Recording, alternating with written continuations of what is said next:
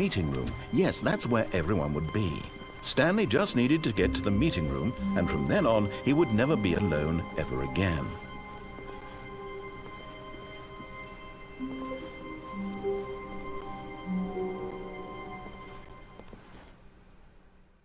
At first, Stanley assumed he'd broken the map, until he heard this narration and realized it was part of the game's design all along.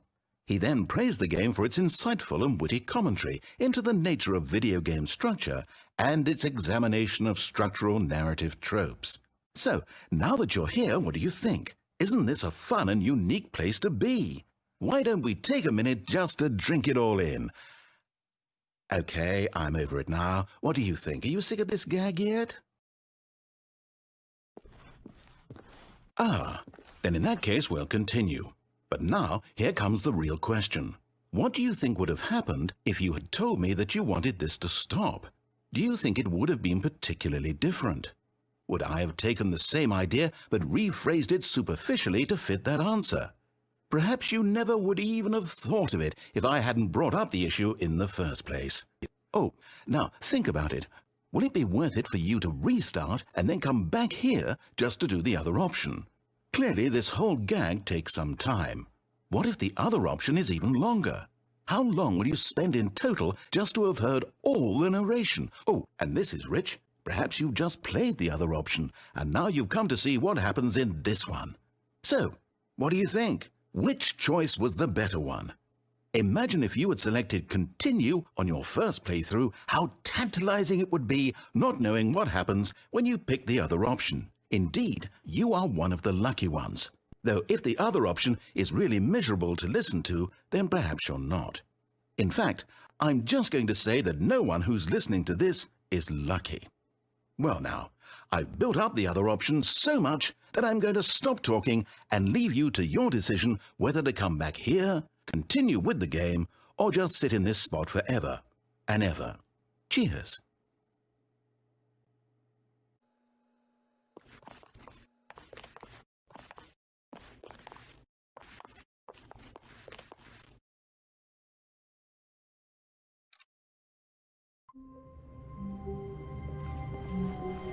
All of his co-workers were gone. What could it mean? Stanley decided to go to the meeting room. Perhaps he had simply missed a memo. No matter how hard Stanley looked, he couldn't find a trace of his co-workers.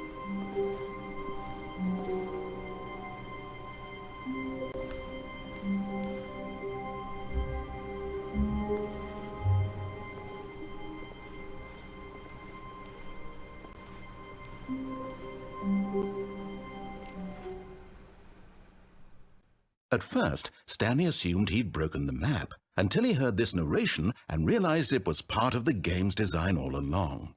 He then praised the game for its insightful and witty commentary into the nature of video game structure and its examination of structural narrative tropes.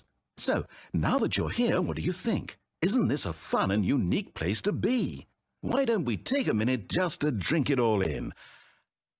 Okay, I'm over it now. What do you think? Are you sick of this gag yet? Well, I don't know how to say this politely, but you could literally just hit escape and restart the game any old time you want, like right now. You could have done it just then.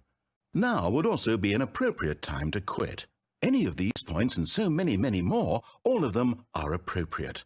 I'm enjoying what seems to be an internal conflict going on where you are literally unable to act on your own desires to restart the game. So, just to push the envelope, I'm going to try and make this as miserable as possible and see how long you can maintain.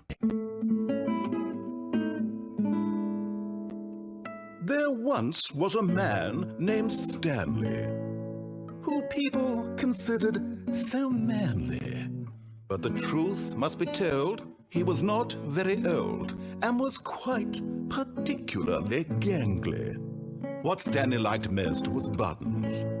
He pushed them like some kind of glutton. He did it all day in a meaningful way, but his brain had long ceased to function. Which is why he is in this parable and lives an existence quite terrible.